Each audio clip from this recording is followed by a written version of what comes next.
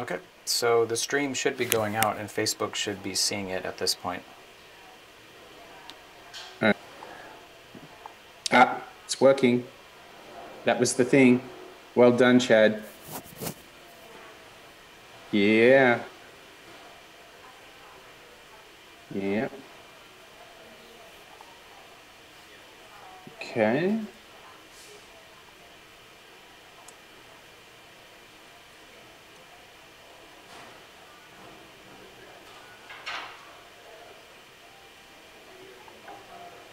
Lessons from Moonshots.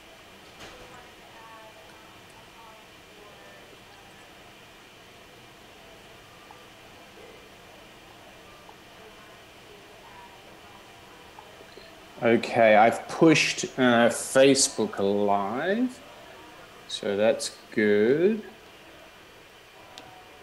Okay. YouTube is live, so that's good.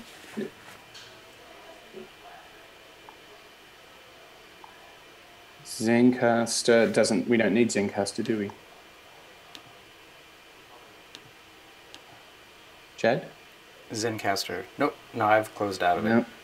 Okay. And I can see that Twitch is live. So I'm just going to check the Facebook app on my phone.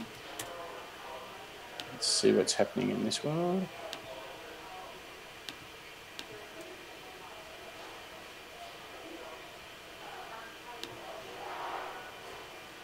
Yeah, it's live, man. All right. Okay.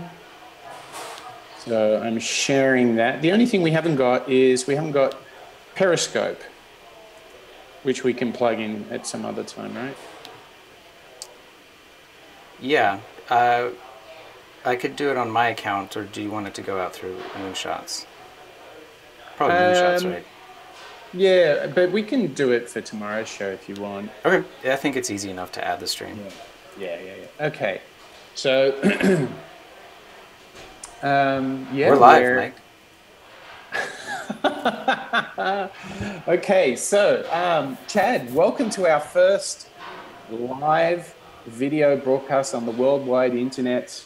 How are things there in Brooklyn, New York? Great. It's beautiful 70 degrees here, and everyone's out in shorts and a t-shirt. I cannot complain. Awesome. Is it have we officially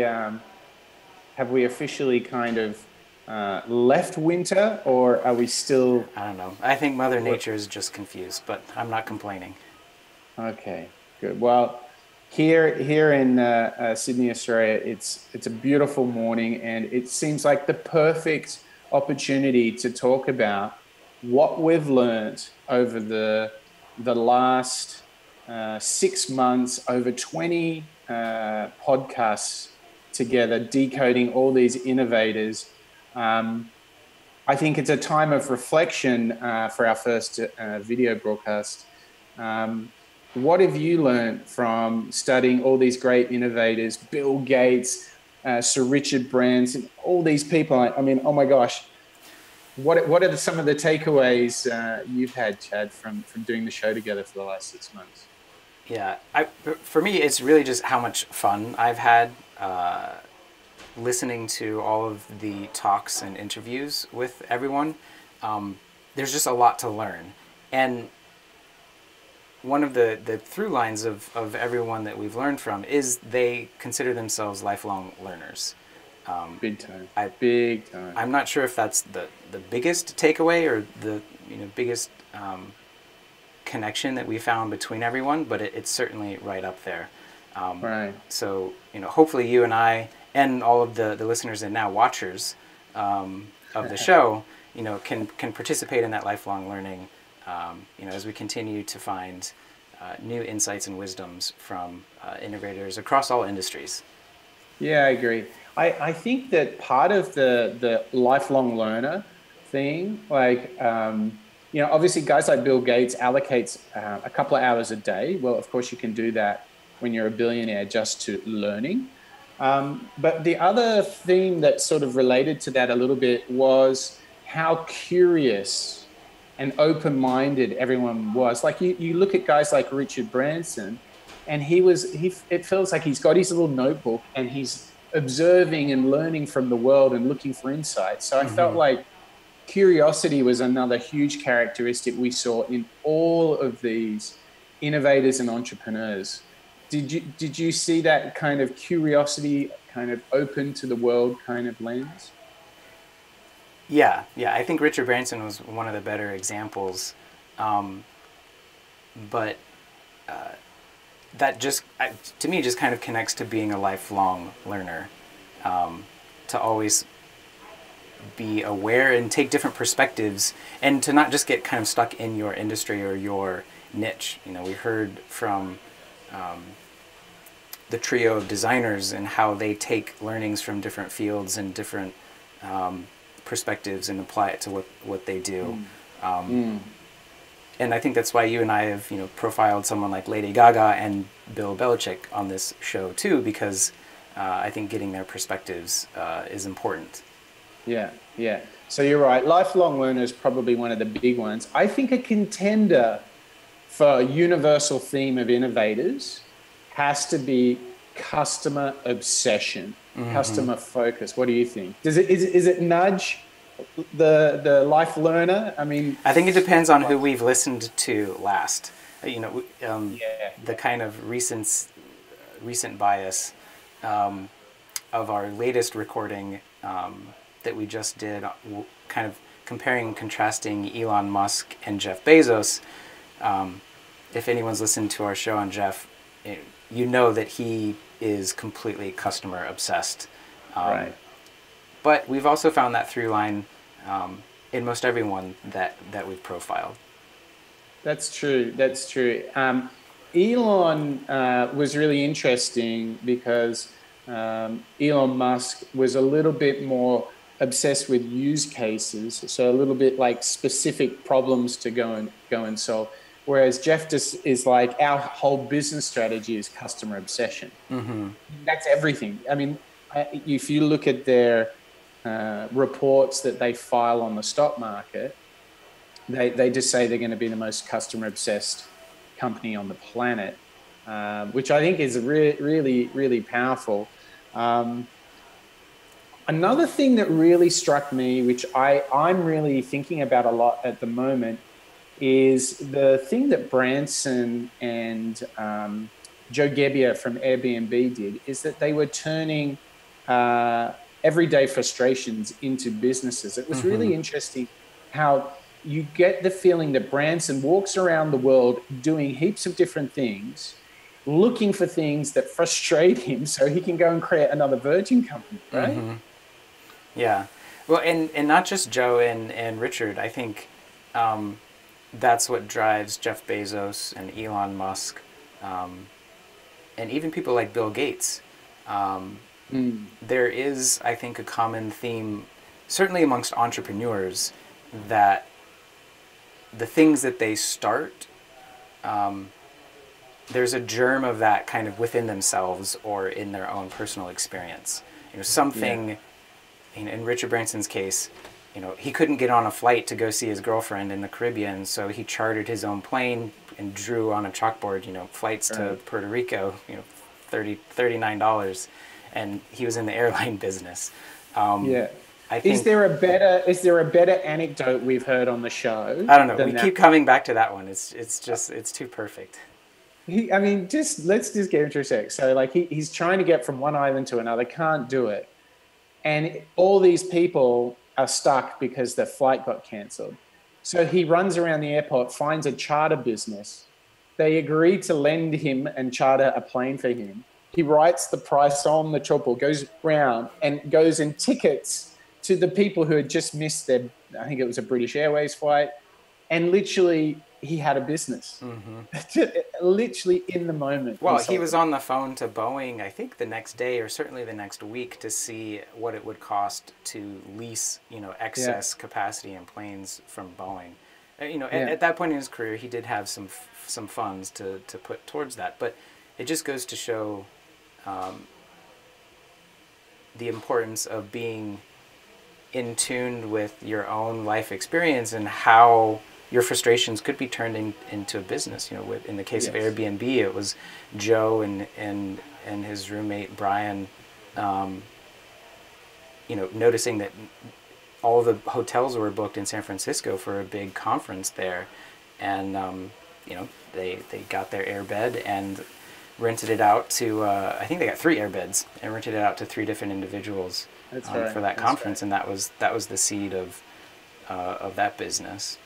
Yeah, I must say that another theme that really ties them all together is I don't think we've ever heard in the 20 plus shows, we've never heard an entrepreneur say it was easy.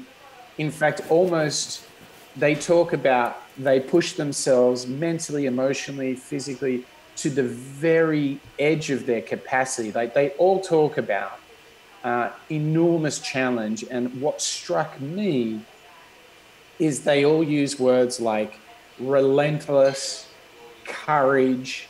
And what I thought was really interesting is the contrast between 2 very different types. Jack Dorsey from Twitter and Square fame, and Lady Gaga, but they used almost exactly the same vocabulary, is that they fight like hell, they fight for what they believe in, they're relentless.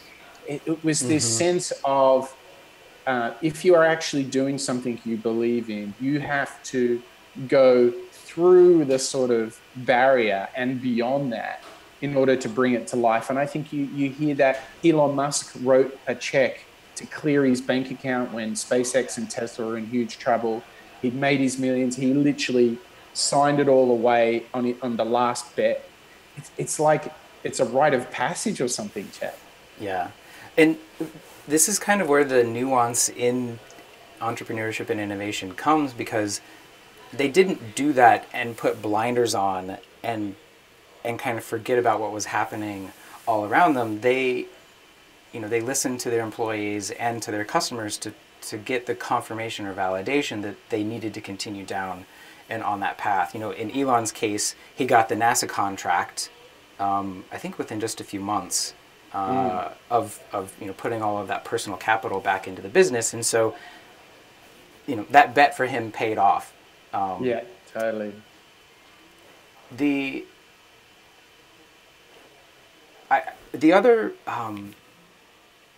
other thing that's, I think, a little related to this too is how self-aware most or right. all of the innovators are, to varying degrees.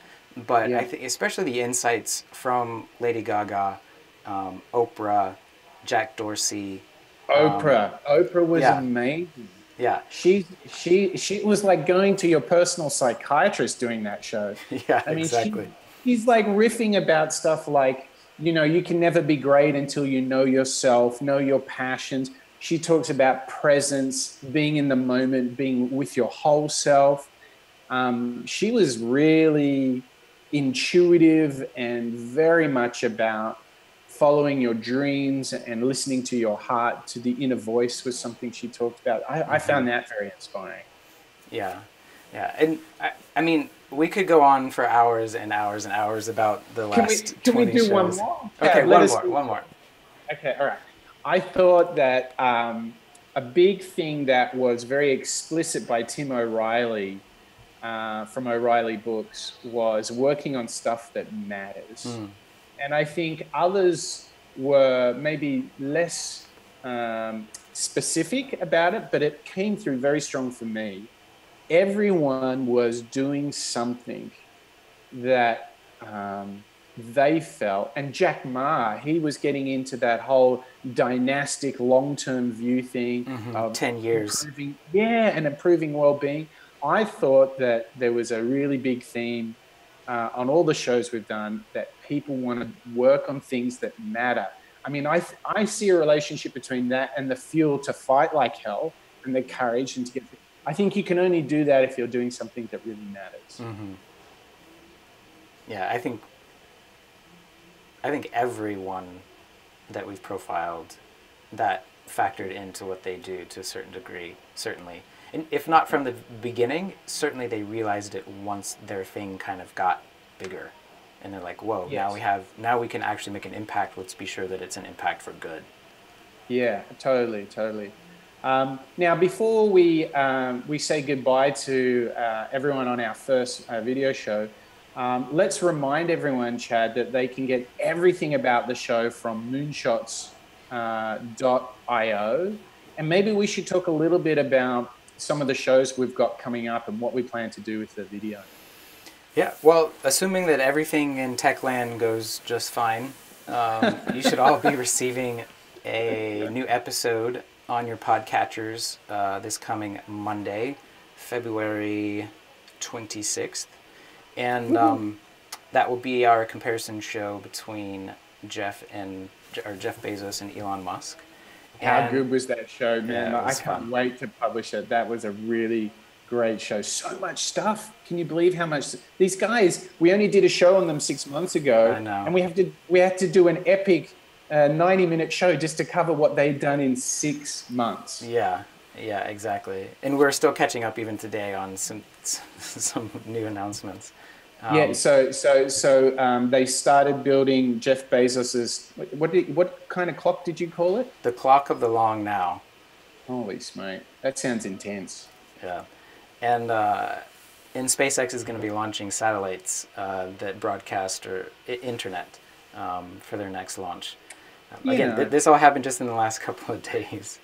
But don't forget to show up tomorrow for our live. We're doing our first live broadcast and recording of the show.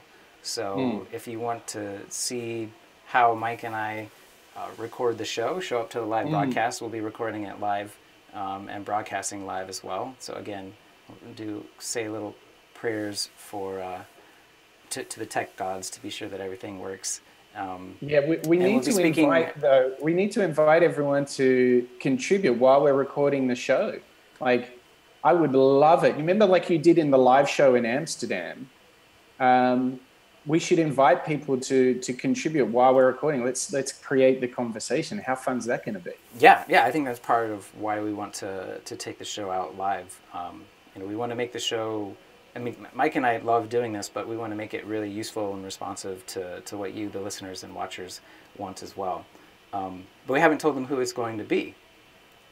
Oh yes. Let's be deductive. It's in Silicon Valley. Okay. Would you say probably one of the youngest, most influential innovators and business people of our time? I see him in terms of impact. Billions of people use his service. I mean, he's right up there with Bezos and Musk for impact, right? Absolutely. And, in one of the top 3-4 companies. In the planet? Yeah. Mm-hmm. Yep. So if you haven't already figured it out, it's Mark Zuckerberg at Facebook. And Mike and I have kind of been holding on to this one for a little while. And we thought it would be great to kind of come back. We've got most of the big companies. We've got one more that's still floating out there, but don't worry, we'll get to them before too long. Chad, just one? I'm looking at our list. We got Mark Benioff from Salesforce. I was talking about Sergey and Eric from and Larry from Google.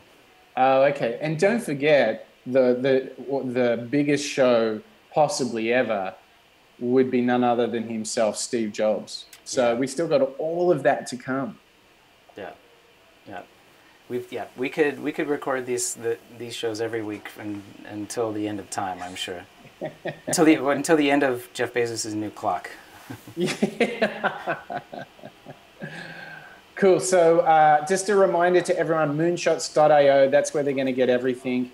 Our live videos are going to be on Facebook, on Twitch, on YouTube, and on Periscope, right? So we're omni-channel Moonshots. Is that right, Chad? Yep. And Okay. I think we'll probably start the show sometime around 4:30, 4 or 4:30 Eastern tomorrow, February 22nd.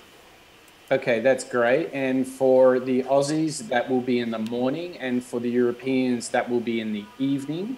Generally speaking, we'll push out all the calendar moments later today for you, so you can tune in. And of course, we'll post an archive of our live recordings as well. So we will be going far beyond iTunes and SoundCloud, which has been the show for the last 6 months. It's going to be so exciting. And one last thing, we have a huge announcement we should do on the live show tomorrow for something that's going to happen in Yeah, March. but don't give it away yet, Mike. We have. Okay. Yeah, exactly. All right. Gotta get them to tune in Okay. tomorrow. All right. Okay, Chad, this has been awesome. I can't wait to do our first live complete show tomorrow. It was great to recap on what we've learned so far, and looking forward to seeing you and all our viewers tomorrow for our first live video show. See you later. Bye, everyone.